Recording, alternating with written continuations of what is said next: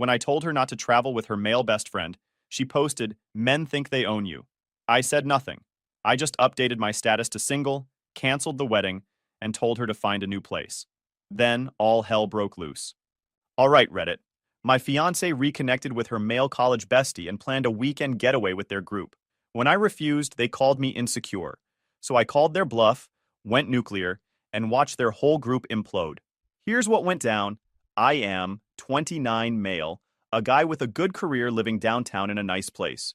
Been with Brooke for 4 years, living together for 2, engagement ring on her finger for 6 months. We're talking the whole package here. Brooke was one of those women who just commanded attention. PR director, always had these grand ideas about media campaigns and client strategies. She'd get this fire in her eyes when she talked about work, making me genuinely care about press coverage metrics just because she was passionate about it. We had our rhythm down perfect. Sunday runs, overpriced hipster coffee, Netflix binges where she'd steal my hoodies, and I'd pretend to be annoyed but secretly loved it. We'd talk until 2 a.m. about everything and nothing. 4 years of history, shared life, wedding planning starting to get serious. I thought we were bulletproof. Then March happened and everything went sideways. Every woman has that friend, the chaos agent who shows up every few years like a bad rash, stirs shit up, then vanishes until the next crisis needs orchestrating. For Brooke, that was Zoe freaking Morrison. College roommate, sorority sister, the wild one who always pushed boundaries. She'd been safely contained in Seattle since graduation, and honestly, I was grateful for the 3,000-mile buffer zone. But in March, Zoe got transferred back to town, and suddenly my adult fiancé turned back into a sorority girl. "Zoe is back!" Brooke announced one evening, practically vibrating with excitement. "Isn't that amazing?" Sure, amazing. What could possibly go wrong? And guess what? She's been in touch with Chase too. You remember Chase, right? Chase. Yeah, I remembered Chase. They'd never dated, but her college best guy friend. The one whose name came up just often enough in her stories to make me slightly uncomfortable, but never enough to actually say anything about it. She wants to get the old gang back together, Brooke said, scrolling through her phone with manic energy. Isn't that sweet? Sweet. Right. Because getting the old gang back together has such a stellar track record in relationship history. But like an idiot, I smiled and said, sure, that sounds great, because I trusted her. That was my first mistake. My second was not recognizing the red flags that started flying immediately after. It started with the group chat. Zoe made a group chat for all of us, Brooke said, showing me her phone. The chat was called College Crew Reunion, and it was exactly as obnoxious as you'd expect. Zoe was the ringleader, posting old photos and inside jokes I wasn't part of. Chase was dropping comments with just a little too much familiarity, and Brooke was eating it up like candy. The messages seemed innocent enough at first, planning dinners, reminiscing about professors, that kind of thing. But there was an undertone I couldn't quite put my finger on, like they were all sharing some secret I wasn't in on. My best friend Ray noticed the shift first. Ray's this guy I've known since high school, works in finance, sharp as hell, and has zero tolerance for bullshit. Dude, he said over drinks one evening, your girl's Instagram feed is looking real cozy lately. He was right. Suddenly Brooke's posts were full of squad pics, her, Zoe, and Chase at various spots around town. Always the three of them. Always without me. Work ran late, she'd say when I asked. Or you were at the gym. Or it was just a quick thing. Individual excuses that made sense. Together, they formed a pattern. Then came the fitness obsession. Brooke had never been particularly athletic. She'd go through phases, yoga here, cycling there, but nothing stuck. Suddenly, in April, she's signing up for this intense CrossFit gym. Not the convenient one 5 minutes from our place. No, she had to drive 20 minutes to this specific gym that happened to be right near Chase's office. I want to get in shape for the wedding, she said, lacing up brand new $200 Nikes. Chase recommended this place. He says their trainers are amazing. Of course he did, because everything was about Chase now. Next came the shopping sprees. Full Lululemon everything. Matching sets, sports bras, leggings, the works. My credit card statement looked like she'd robbed an athletic store. When I mentioned the expense, she got defensive. It's an investment in my health. You should be supportive. Then her Instagram transformed from normal person posts to full fitness influencer mode. Pre-dawn gym selfies with captions like, earning my Sunday brunch, and strong is the new sexy. The comments were what really got me. Chase was always first with looking good, and way too many fire emojis. Then the phone situation. We used to be normal about our phones. Left them around, no big deal. If one got a text while driving, the other would read it out loud. Standard relationship stuff. Suddenly, her phone was surgically attached to her hand. Always face down, always on silent, always angled away when she was texting, which was constantly. Just coordinating with the trainer, she'd say when I caught her smiling at her screen at 11 p.m. Our social life got completely hijacked too.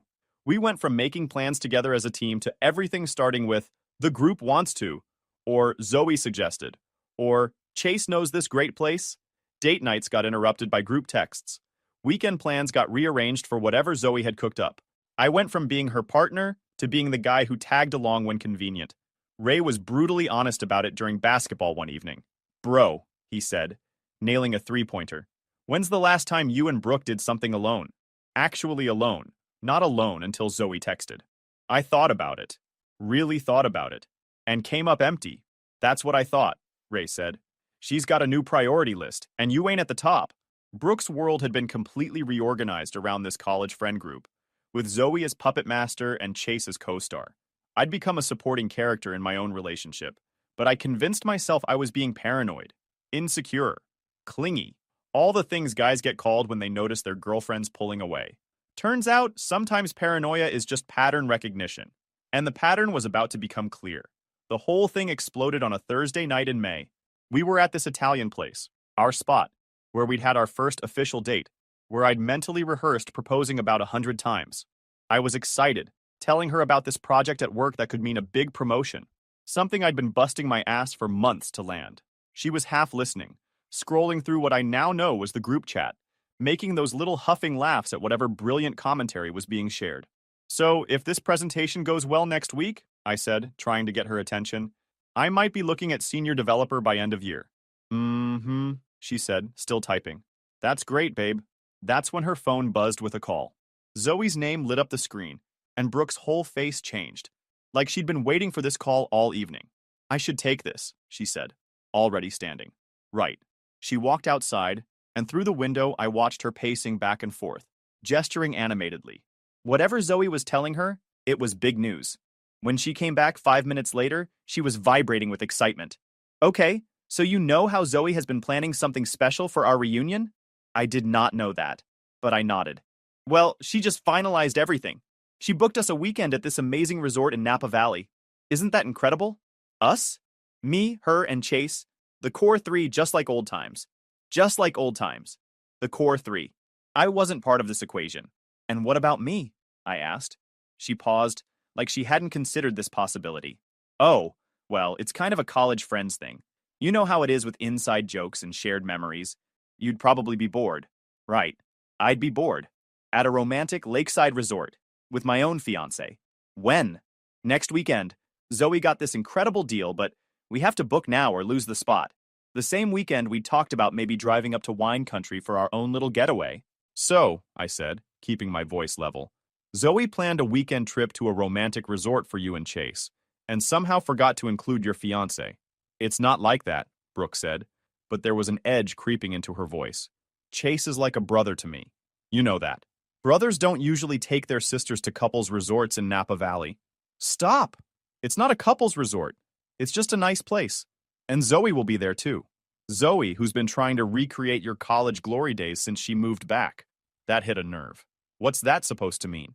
It means I'm not comfortable with you going away for the weekend with another guy, regardless of your history. The words hung in the air like smoke. This was it? The line in the sand? The boundary I'd been avoiding setting for months? Are you freaking serious right now? Brooke said, loud enough that nearby tables started looking. You're going to be that guy? The controlling boyfriend who doesn't trust his own fiancé? Setting a boundary isn't being controlling. It's called having self-respect.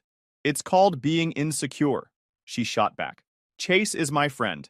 My oldest friend. If you can't handle that, maybe we have bigger problems. Her phone buzzed with a text. She glanced at it, and I saw her jaw clench. What? Zoe wants to know if there's going to be drama about this. She says if you're going to make this into a big thing, maybe she should uninvite me. Perfect. So now I was the villain for not wanting my fiancé to go on a romantic weekend with another man. Tell her that my discomfort with my fiancé going to Napa with her male friend isn't drama. It's a boundary. After some frantic texting, Brooke announced that Zoe wanted to FaceTime to clear the air. Before I could object, There was Zoe on the screen, all fake smiles and condescending energy. The conversation went exactly how you'd expect. Zoe gave me the whole Chase is like family routine, calling me insecure for having a problem with it. I tried explaining that siblings don't usually book romantic resorts together, but she just laughed it off. The whole time, Brooke was nodding along like Zoe was making perfect sense instead of defending the guy she was supposed to marry. The kicker came when Zoe said Chase was super excited to catch up with Brooke, and they had so much history to talk about. Yeah, I bet they did. History to talk about. Right. I paid the check and we left in silence. The whole ride home, Brooke was texting furiously, getting pep talks from Zoe about how unreasonable I was being. So what's it going to be? She asked as we pulled into our driveway. Are you going to trust me? Or are you going to be the jealous fiancé who ruins everything? I'm going to be the guy who doesn't pretend this is normal, I said. If you want to go to Napa with Chase, go. But don't expect me to pretend it's okay. She slammed the car door hard enough to rattle the windows. That night, she slept on the couch. And the next morning, I woke up to an empty apartment and a missing suitcase. She was already gone. Her weekend bag was missing. The good luggage we'd bought for Europe last year. Her gym bag was gone too, which was weird since she never worked out on Fridays. Unless, of course, she was planning to work out with Chase at his fancy CrossFit gym near Napa Valley. I made coffee, got dressed for work, tried to focus on my big presentation. This was literally the most important day of my career so far. 6 months of research and development, a potential promotion hanging in the balance. But I kept staring at that empty space in our closet. Then my phone buzzed with an Instagram notification. There she was. Sunglasses, airport coffee, that huge smile I hadn't seen directed at me in weeks. She was wearing one of those new workout sets, the expensive ones I'd been paying for, and she looked genuinely happy for the first time in months. The caption hit me in the gut. Some people call it running away. I call it running toward happiness. No apologies. Live your truth. Sometimes people show their true colors. The comments were already pouring in. Yes, S queen, live your best life. Some men just can't handle a strong woman. Toxic masculinity is so last season. And there, right at the top, was Zoe. So proud of you for choosing yourself. Real friends support your growth. Chase had liked the post. Of course he had. But seeing our mutual friends, people who knew both of us, cheering her on for publicly humiliating me, that's when something just snapped. All those months of making excuses for her behavior, all those times I'd convinced myself I was being paranoid when my gut was screaming warnings. I'd been in this relationship alone for months, planning our future while she was planning her fun.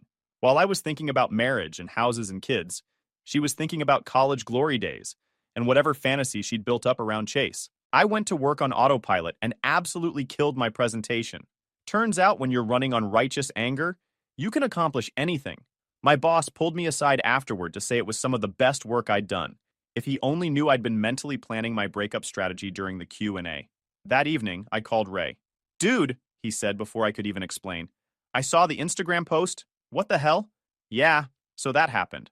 Please tell me you're not going to just sit there and take this. I'm not. But I'm not going to do anything stupid either. Define stupid. Blow up her phone, make a scene, post some passive-aggressive response. Okay, so what's the not stupid option? Wait for it. I didn't waste time thinking. I was done with analysis. First, Facebook relationship status changed from engaged to Brooke to single. Hit save. Second, called the wedding venue and canceled everything. Yes, we'd lose most of the deposits. No, I didn't give a shit. Third, drafted the 30-day eviction notice. My lawyer had sent me a template months ago, just in case. Turns out mom's paranoia was useful. Fourth, called Brooke's parents. This was the conversation I was dreading most, but it needed to happen. Her parents were old-school Catholics, the kind who still believed in commitment, respect, and keeping your word. They'd been excited about the wedding, already bought their outfits, booked their flights. I explained everything. The Chase situation, the Napa trip, the public humiliation. I kept it factual, didn't trash talk their daughter, just laid out what happened. The silence lasted about 30 seconds. She went away with another man after you asked her not to? His voice was tight with controlled anger. Yup. And then she mocked you publicly for having standards? Yes, sir. Another pause. Son, I owe you an apology. We raised her better than this. This is not the behavior of a woman ready for marriage.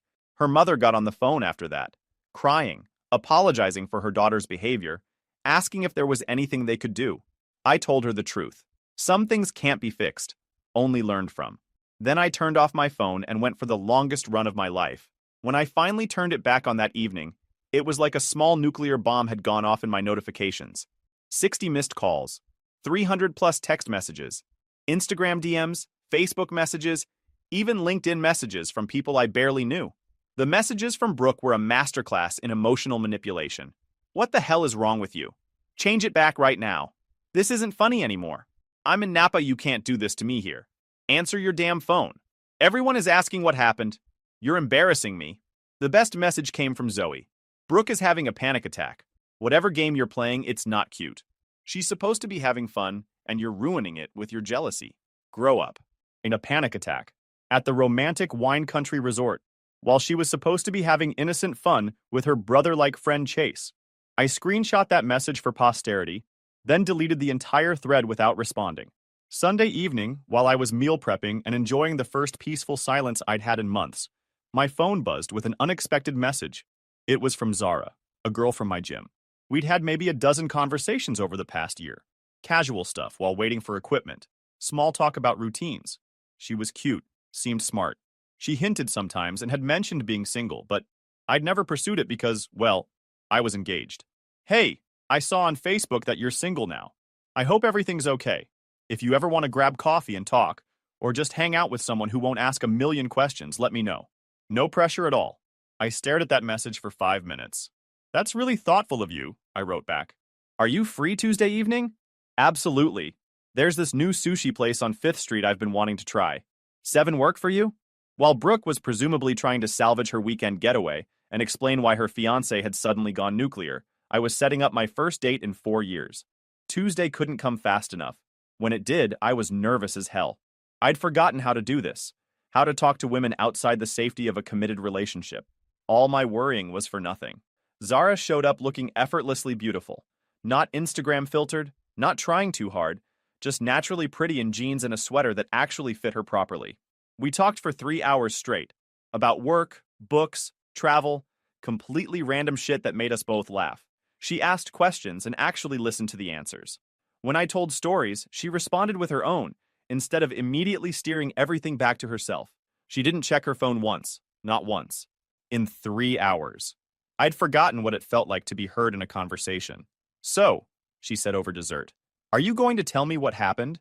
Or should I just assume you finally snapped and buried someone in your backyard? I laughed. Nothing that dramatic. Just realized I was in a relationship with someone who didn't actually want to be in a relationship with me. Ah, she said, nodding knowingly. The old, I love you but I'm not in love with you situation? More like the I love you but I love the attention from other guys more situation? She winced. Ouch, that's worse. Yeah, well, live and learn, right? Her loss, she said simply, and somehow it sounded like she meant it. Around 9 p.m., my phone started buzzing with calls from Brooke. I glanced at it, declined the call, and put it face down. Everything okay? Zara asked. Yup, everything's perfect. She smiled. Good for you. We ended up at this 24-hour diner, sharing chocolate cake and talking until midnight.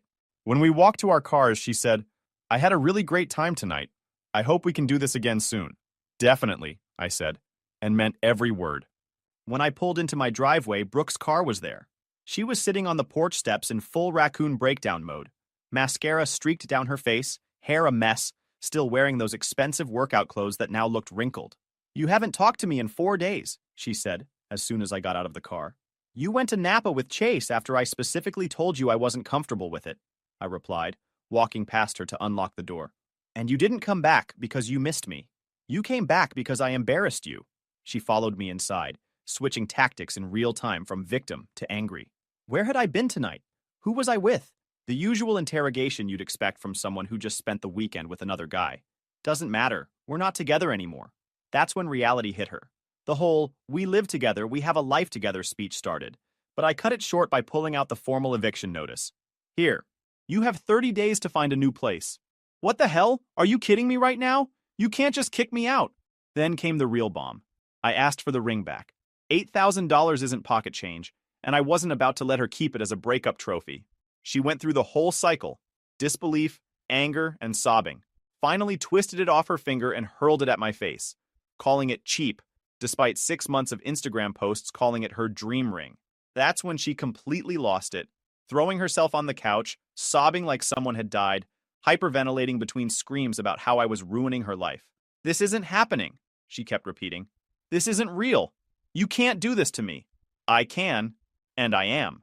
I called Ray while she was having her meltdown. "Yo, brother, want to crash at my place for a while?" He showed up an hour later with a duffel bag and a shit-eating grin. "This is going to be fun," he said, taking one look at Brooke still sobbing on the couch. And it was fun. Ray had this gift for being petty in the most hilarious ways. He'd use the coffee maker at 6 a.m., grinding beans loudly. He'd watch action movies with the volume just slightly too loud. He'd cook elaborate meals that smelled amazing, then not offer her any. "Oh, sorry, Brooke," he'd say with fake concern. "I only made enough for people who actually live here." The best part was how he'd answer his phone calls in the living room, talking loudly about his dating life. "Yeah, bro, find yourself a girl who respects boundaries. These toxic chicks who play games? Total waste of time. Life's too short to deal with crazy." Brooke would stomp around slamming doors, but Ray just smiled and kept talking. The real entertainment came the next day when Zoe showed up. I was in my home office when I heard the doorbell. Ray answered it. "Oh, you must be Zoe," I heard him say in his most sarcastic voice. "The puppet master herself." "Excuse me?" "Nothing." "Tom's in his office, down the hall."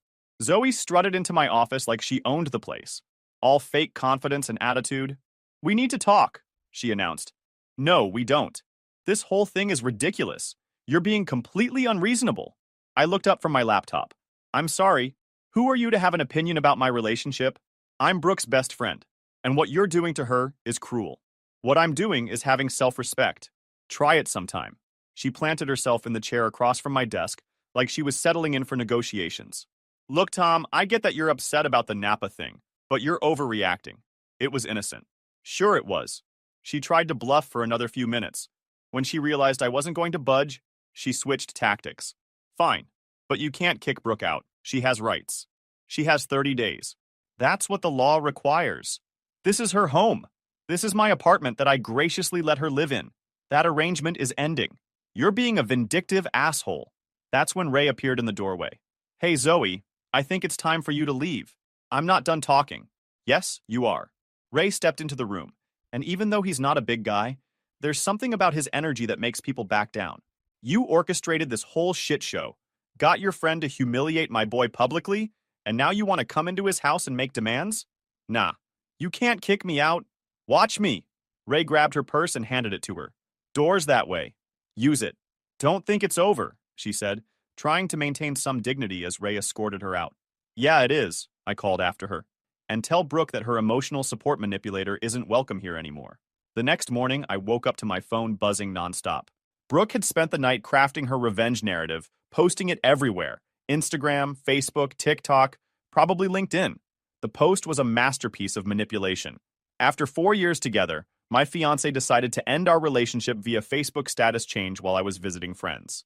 Then he served me with eviction papers like I'm some random roommate instead of the woman who's been building a life with him. I guess I dodged a bullet, but it still hurts to see someone you love become someone you don't recognize. Toxic masculinity. Manipulative partners. The comments were exactly what you'd expect. Her friends rallying around her, strangers offering support, my character getting assassinated by people who'd never met me. But while Brooke was busy playing victim on social media, I was documenting everything. Screenshots of her posts, copies of our conversations, photos of the apartment. My lawyer had warned me to expect retaliation. Over the next 2 weeks, Brooke launched a campaign that would make political operatives proud. She accidentally broke things. My coffee mug, a picture frame, the good blender. Small stuff that could be explained as stress or clumsiness. She brought friends over at all hours, claiming she needed support during this difficult time. They'd be loud until 2 a.m., leaving messes, basically making my life miserable. But the real escalation came when she found out about Zara. I'd been seeing her regularly. Nothing serious yet, just casual dinners and coffee while I figured out my life. She was patient, understanding, and refreshingly normal after months of Brooke's emotional chaos. Somehow Brooke found out. Thursday evening, I came home to find her sitting in the living room with a bottle and a psychotic expression. "So," she said without preamble, "you're already screwing someone else." "I'm dating someone, yes." "Dating." She laughed, but it sounded more like a bark. "How long? How is that your business? How long have you been cheating on me?" "I haven't cheated on anyone. We broke up. I'm single. I can see whoever I want. That's when she completely lost it. She threw the glass first, missed me by inches, and shattered against the wall. Then she went for the remote control, hurling it at my head. "You freaking asshole!" she screamed. "You planned this! You already had her lined up," I replied, dodging a flying coaster. "I planned not to let you walk all over me anymore." "She's nothing." Brooke was pacing now, looking for more ammunition. "Some gym bimbo who doesn't even know you. She knows how to respect boundaries. That puts her ahead of you." That's when Brooke grabbed the TV remote and hurled it at my 65-inch flat screen. The remote hit dead center, and the screen spiderwebbed with cracks before going black. My TV. The one I'd saved up for months to buy. Something inside me snapped. "You're done." I pulled out my phone and started dialing. "Get your shit and get out. Now." "What?" "Pack whatever you can carry and leave. Tonight? You can't kick me out. I have rights. You just destroyed my property. I'm calling the cops." She stared at me, probably trying to figure out if I was bluffing. I wasn't. "Wait," she said, panic creeping in. "Wait, I'm sorry. I'll pay for it." "Too late. Ray, help her pack. Get her the hell out of here." Ray stepped forward. "Come on, Brooke. Let's get your stuff." "I'm not going anywhere."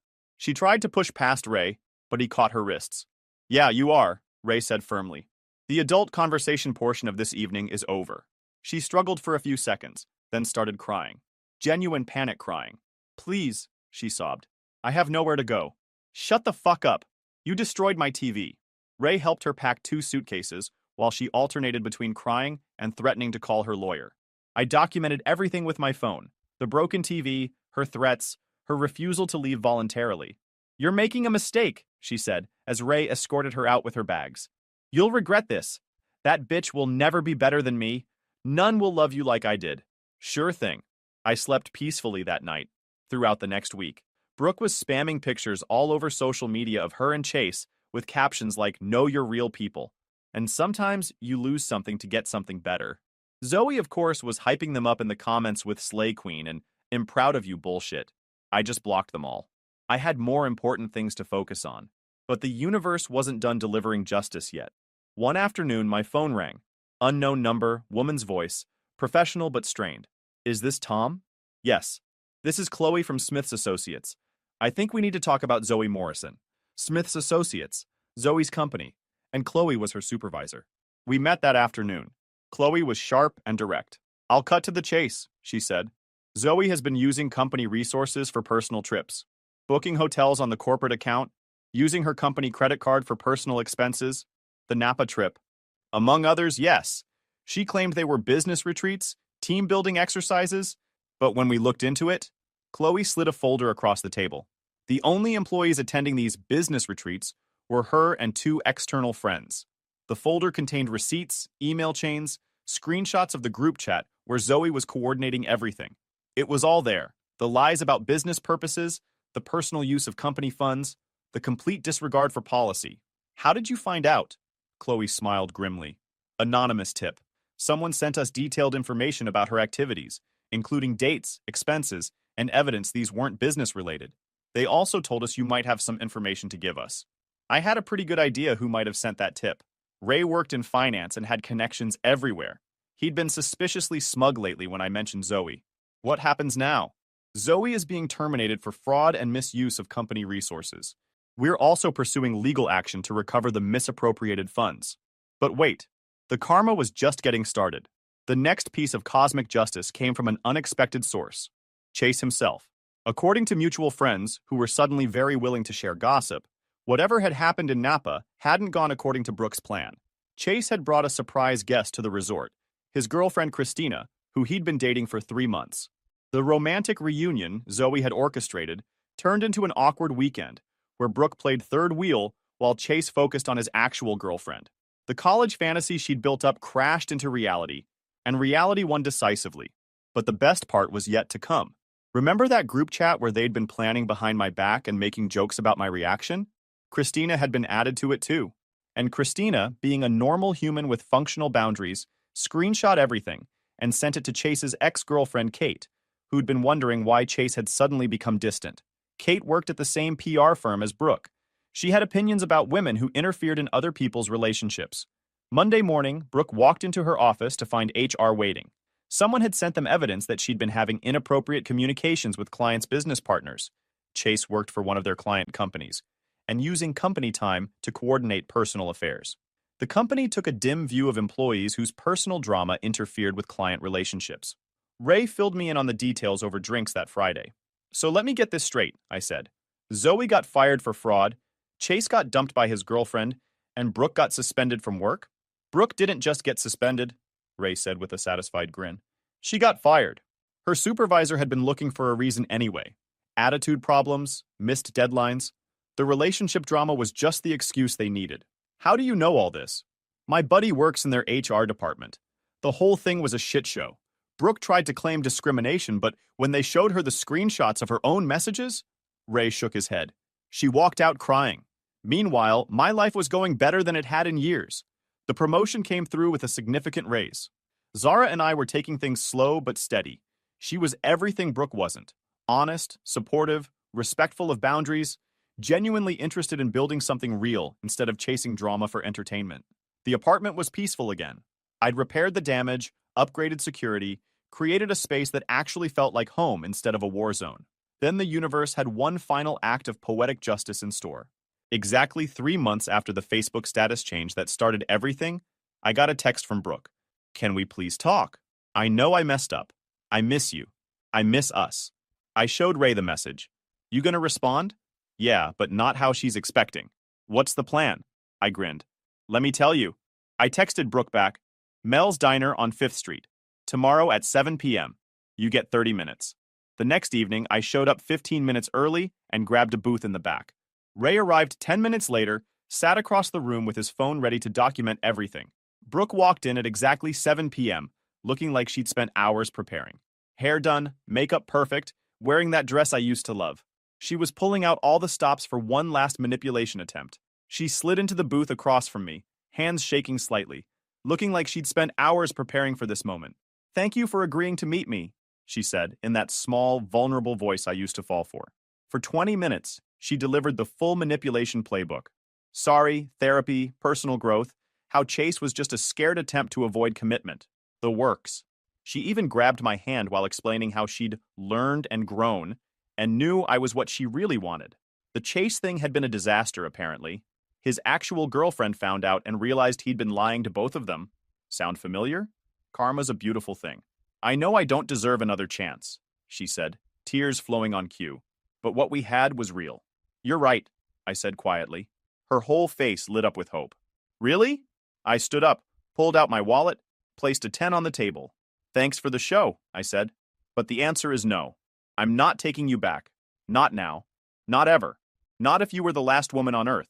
That's when she completely snapped. Screw you! She screamed, standing so fast she knocked over her water. You think you're so perfect? You're nothing. You're boring and safe, and you'll never find anyone better than me. The entire diner went silent. Everyone was staring. I gave you the best years of my life, she continued, voice cracking. And you threw it away over one mistake. One weekend.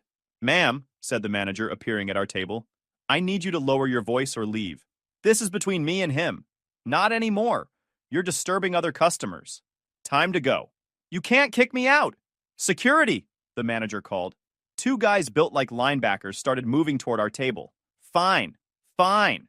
Brooke grabbed her purse and stormed toward the exit, but turned back one last time. You'll regret this. When you're old and alone, you'll remember what you gave up. All right, Pocahontas. She flipped me off and stormed out, with half the diner watching in shock. I sat back down, calmly finished my coffee, left a nice tip for the waitress who'd witnessed that spectacle. Ray came over, grinning like the Cheshire Cat. Dude, he said, holding up his phone. I got the whole thing. They boys are gonna love this. We walked to the parking lot, where I could see Brooke sitting in her car, crying, and probably figuring out how to spin this into another victim narrative. As I walked to my car, I felt something I hadn't experienced in months. Complete peace. The woman who'd made me question my own sanity was finally facing the consequences of her choices. Last I heard, her friends group imploded after the whole drama. Zoe ghosted her, blaming her for everything. Chase was nowhere to be found. And Brooke? Well, she's broke. And me? I'm great. Sometimes the good guys actually win.